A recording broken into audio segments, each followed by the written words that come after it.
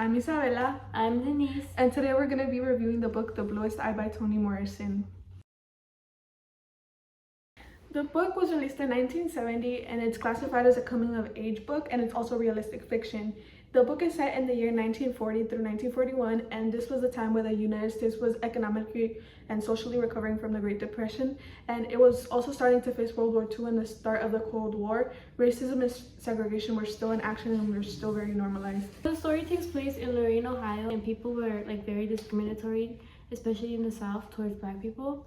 And the story takes place in a poor Black neighborhood. Piccola Breedlove is an 11-year-old African-American girl living in poverty.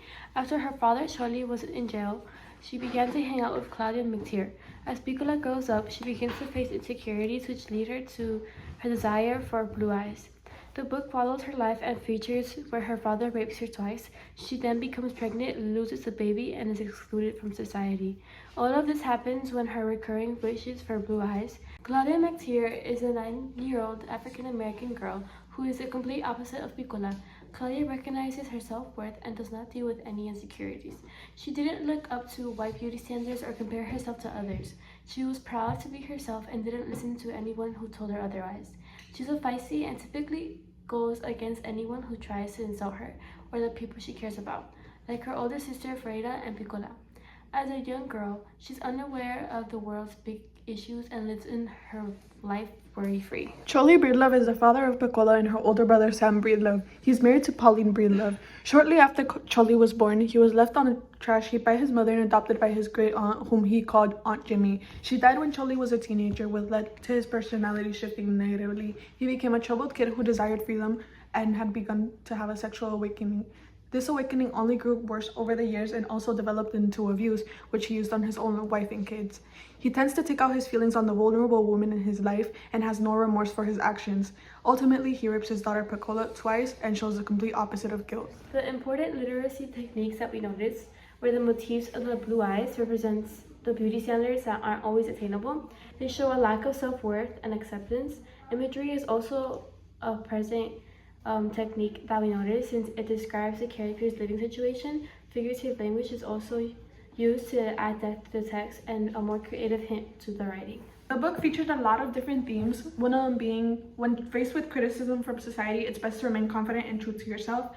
And another one is, when in times of despair, rely on those closest to you for guidance. This book was banned by parents and community members that have challenged her reputation. For this reason, it was banned in states like Florida, Pennsylvania, Texas, and Oregon, most specifically at Baker High School. It has also been banned in certain libraries. It was banned at Baker High School in March 1999, and it was banned in North Carolina in 2017, and it was also banned in Missouri in 2022. The novel contains profanity and sensitive topics that people feel aren't appropriate for teenagers. Rape, racism, poverty, abuse, sex, unrealistic beauty standards, and swearing were considered the main factors that people disliked about the book, among others. We do agree with the censors because the descriptions in the book are really graphic and extreme at times, which made us really uncomfortable while reading it. Yeah, it was hard to put it together sometimes. Because it was I don't really want to read that. But it's also important to note that teenagers need to be exposed to things like this at some point. Being exposed to this book shows really real issues in the world that aren't normalized enough to talk about. I feel like there's a lot of things we can learn from this book that aren't really talked about, which is why it's good to have it in a library. It's still important to read, I feel like, because it still has good social topics that one should be aware of. And a lot of people can relate to the characters like Piccola and Charlie and stuff like that, because they are very elaborate and they are real people, which is the main goal of the book. They show different perspectives of everybody, and I feel like in a book everybody looks for somebody that they can relate to. Yeah, because I feel like some authors don't really show everyone's voice, and for that to be possible, sometimes there does need to be a little bit of profanity and stuff like that in the books, but that doesn't mean it's a bad book. I actually did enjoy it. Yeah, I enjoyed the book. It was just some parts where it described sexual content, and that was mostly the part where I was freaked out. I didn't want to read that part. And I really like how it accentuated and kind of focused on how Piccola was so insecure about not having blue eyes and about her features, because I feel like that's something that a lot of girls our age can relate to.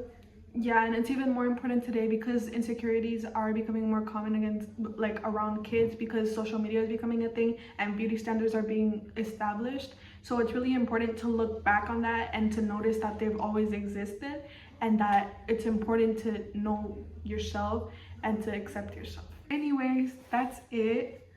Bye. Bye.